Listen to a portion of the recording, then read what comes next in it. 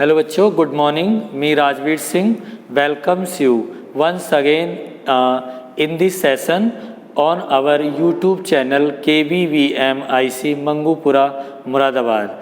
आज हम इस सेशन में पढ़ेंगे ट्रांसफॉर्मेशन ऑफ सेंटेंसेस, यानी हम पहले से भी जो ग्रामर का हमारा चल रहा है अब इंग्लिश में, तो ट्रांसफॉर्मेशन हमारा टॉपिक चल रहा है। इससे पहले हमने ट्रांसफॉर्मेशन में एडवर्ब टू, रिमूव टू को स्टडी करा था।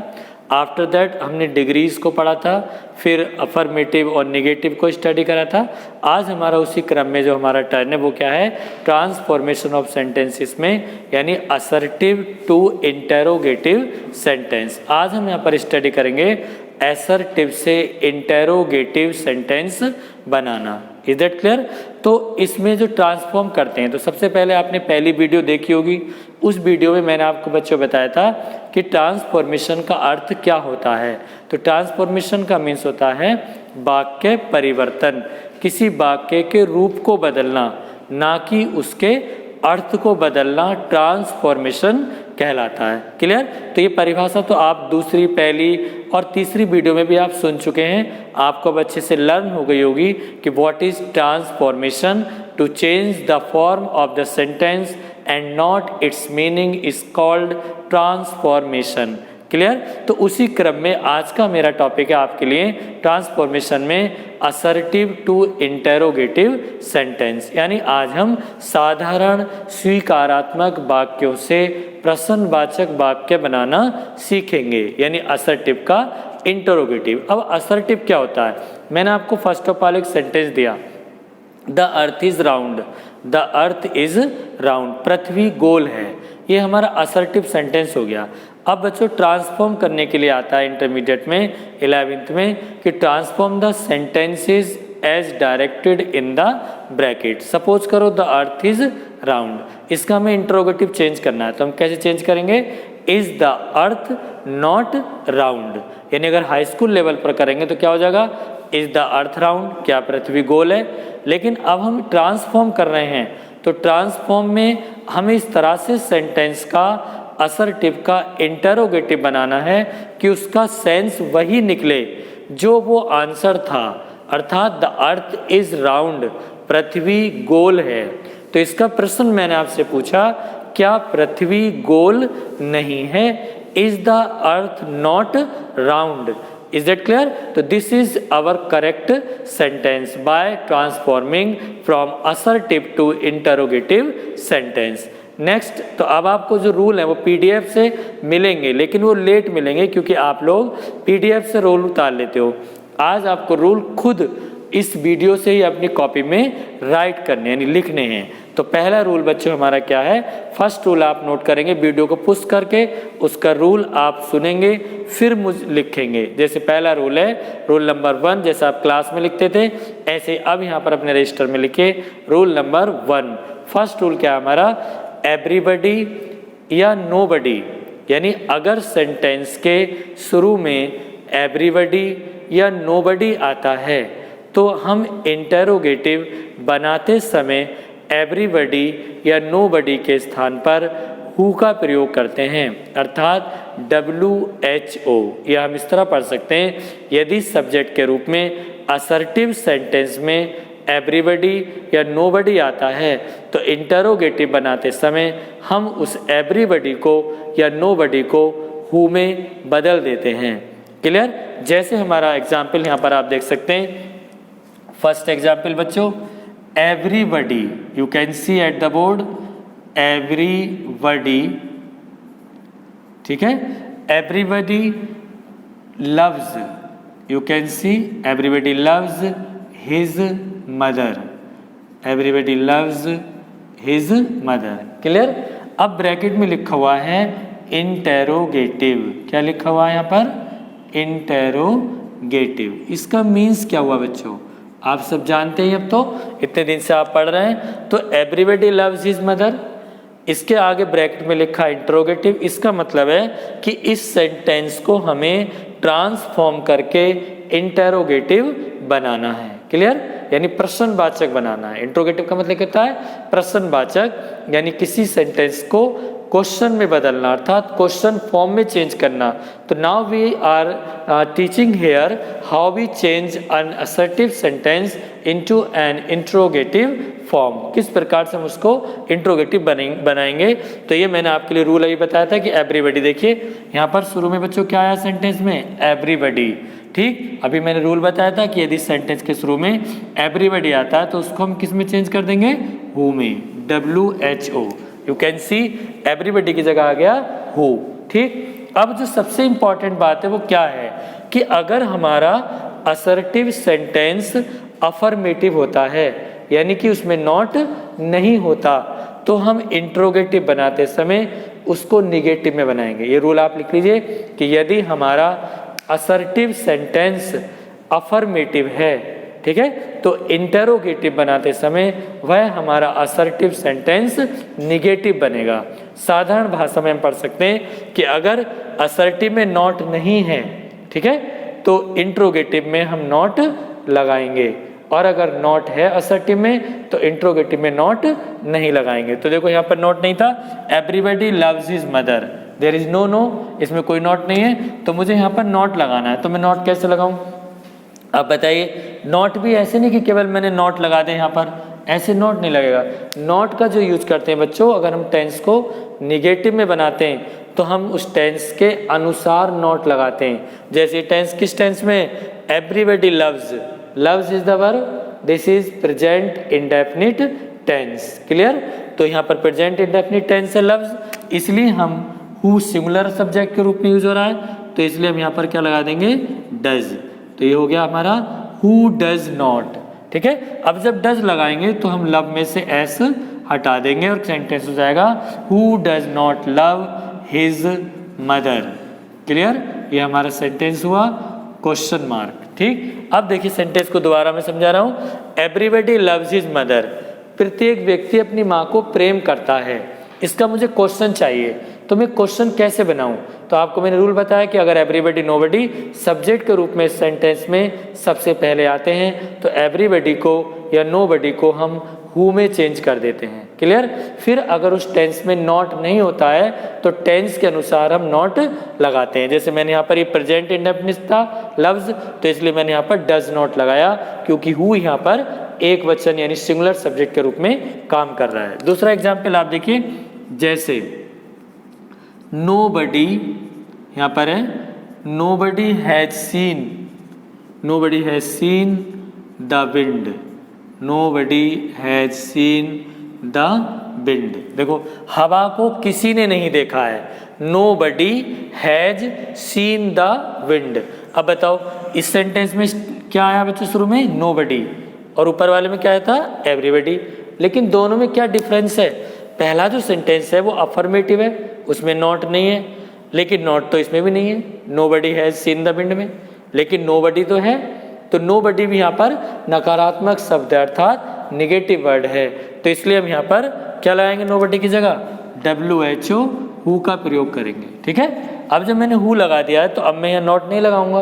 क्यों नहीं लगाऊंगा नॉट, बताइए, क्योंकि ये वर्ड अपने आप में निगेटिव है। नोबडी, नन, नो वन, ये सब निगेटिव में होते हैं। इनकी प्रेजेंसी में, इनकी उपस्थिति में हम नॉट का प्रयोग नहीं करते हैं, क्योंकि nobody, none, no one, never, ठीक है, ये सब निगेटिव वर्ड होते हैं। तो इसलिए मैंने यहाँ पर डायरेक्ट बना देना है, who has seen the wind, who has seen the wind.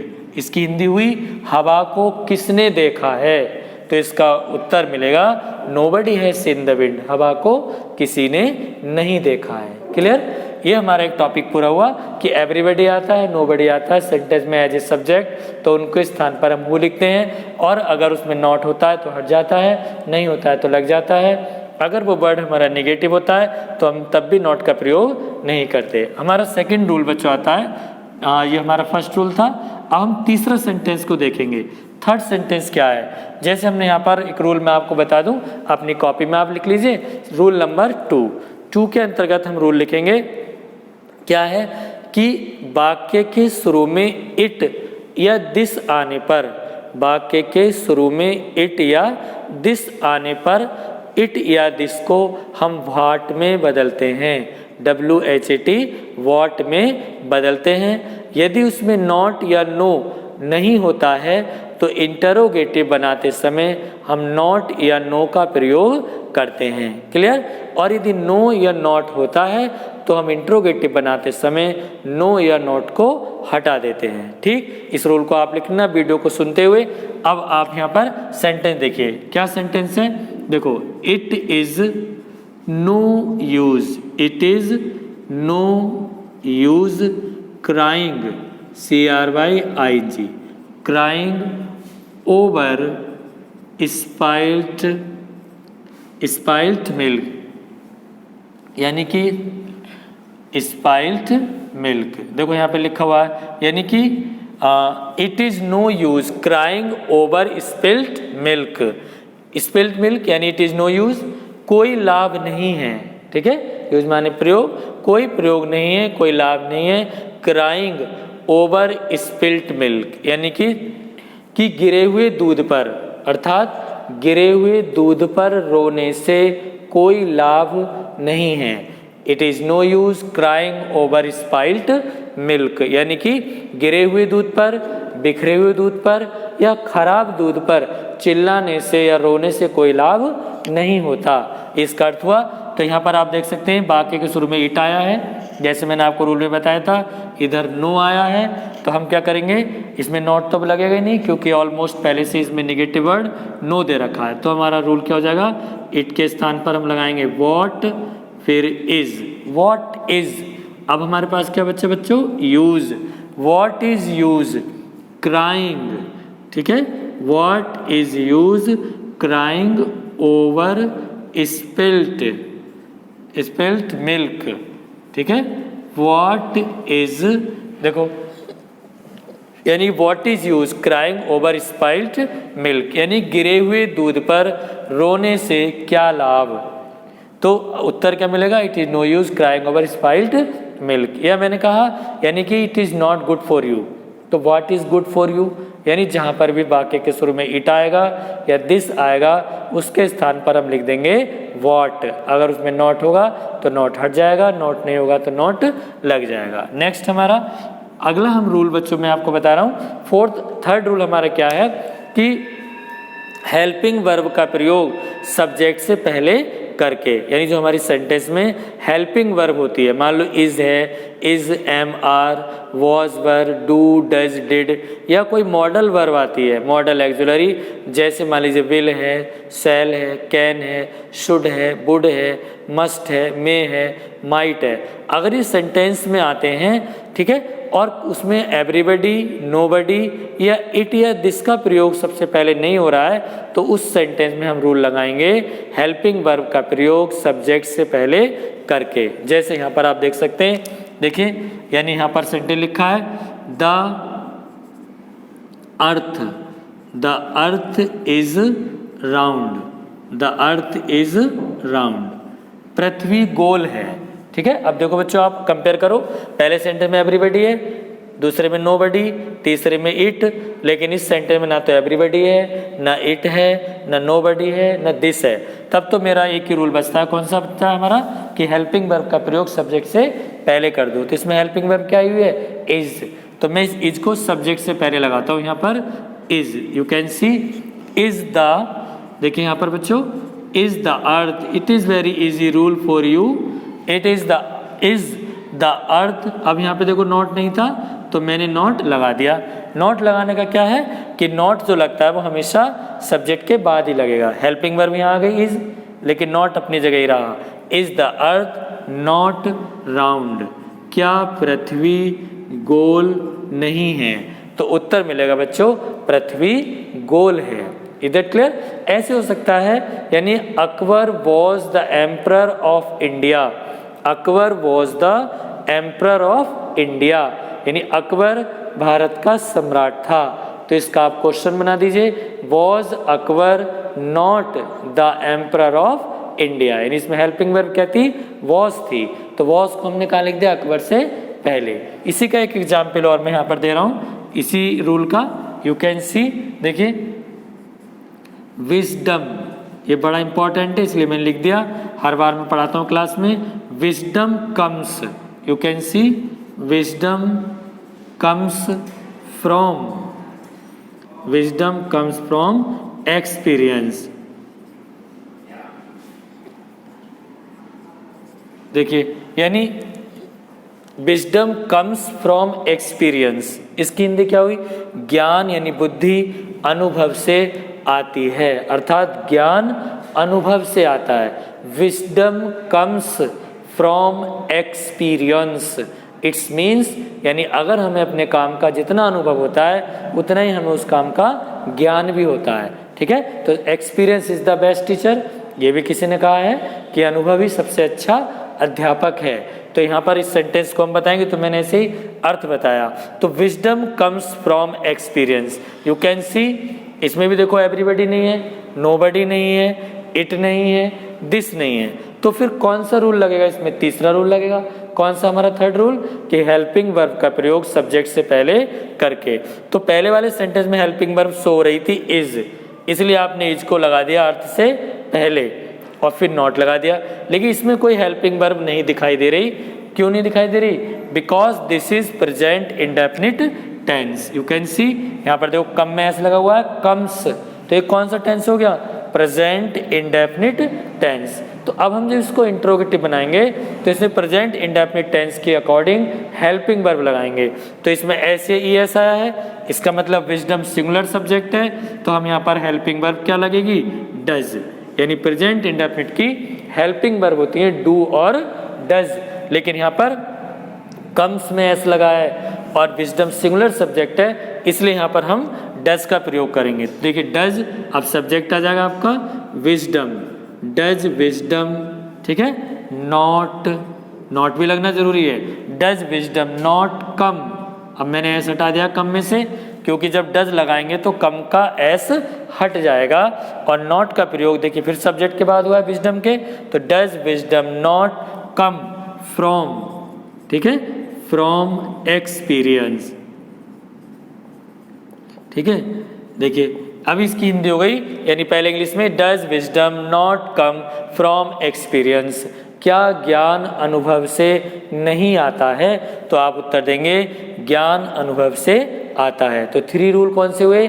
Everybody nobody के स्थान पर हु लिखकर, इट और दिस के स्थान पर व्हाट लिखकर, हेल्पिंग वर्ब का प्रयोग सब्जेक्ट से पहले करके, और यदि सेंटेंस निगेटिव होता है तो इंट्रोगेटिव अफर्मेटिव बनेगा, और यदि सेंटेंस अफर्मेटिव होता है तो इंट्रोगेटिव निगेटिव बनेगा। इसके अलावा मान लीजिए कहीं पर आता है, यानी जैसे मान लो यहाँ पर हम लिख सकते हैं, यानी कि their glory can never fade. एक क्वेश्चन मैं इसमें अलग से बता रहा हूँ, ये थोड़ा सा इंपॉर्टेंट लगता है। देखो यानी कि their glory, THEIR, their glory can never fade, can never fade, यानी उनकी चमक, ठीक है, यानी their glory can never fade, उनकी चमक, उनका यश कभी नहीं मुरझा सकता। फेड माने मुरझाना, कुमलाना, और ग्लोरी माने चमक, यानी किसी के लिए कही जाती है बात। जैसे वीर पुरुष होते हैं, बहादुर लोग होते हैं, अच्छे रिस्पेक्टेड लोग होते हैं, तो उनको ऐसा बोलते हैं कि their glory can never fade, अर्थात उनकी चमक कभी नहीं खो सकती। तो यहाँ पर हम क्या लगाएंगे? जहाँ पर इस तरह का सेंटेंस आता है, कैन आ गया यानी कभी नहीं, टाइमिंग दे दी यहाँ पर, एडवर्ब ऑफ टाइम, नेवर यानी कि उनका चमक, उनका यश कभी नहीं खराब हो सकता, या उनकी चमक कभी मुरझा नहीं सकती। तो यहाँ पर इस प्रकार के सेंटेंस में हम शुरू में क्या लिख देते हैं? वैन। क्या लिखते हैं? वैन। अब इसमें हेल्पिंग वर्ब क्या थी? कैन। देखो वैन कैन, अब सब्जेक्ट आ जाएगा देयर, इंपॉर्टेंट है बच्चों ये सेंटेंस, वैन कैन देयर। अब हमारा क्या है? Glory, when can their glory fade, अर्थात उनकी चमक कब मुरझा सकती है।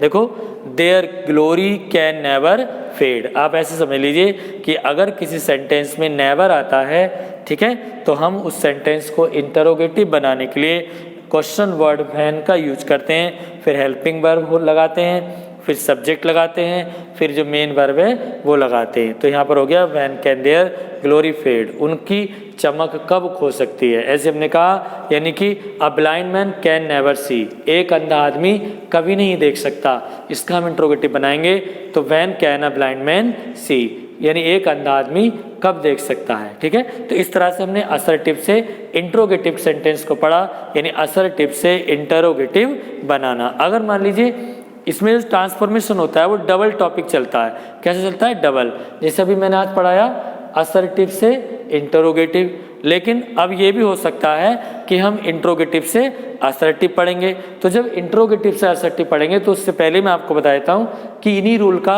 अपोजिट होगा। अर्थात आज ये लिखा है असर्टिव टू इंट्रोगेटिव और कल लिखा हो सकता है इंटरोगेटिव टू असर्टिव। तो उसमें हम रूल क्या लगाएंगे?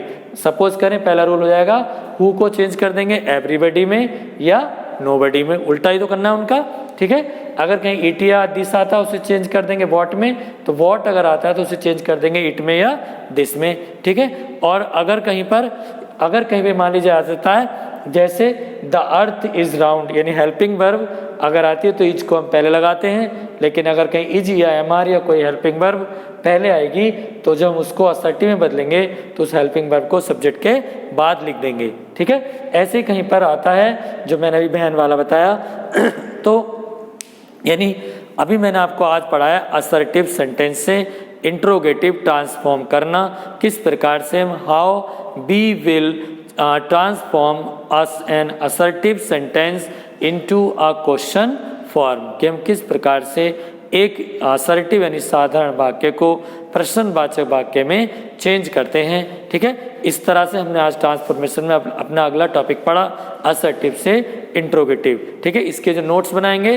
पीडीएफ तो मैं भेजूंगा ही, लेकिन ये आपके लिए सख्त निर्देश है। It's a hard rule for you, you will prepare notes from this video on self, not me. Is that clear? Thank you.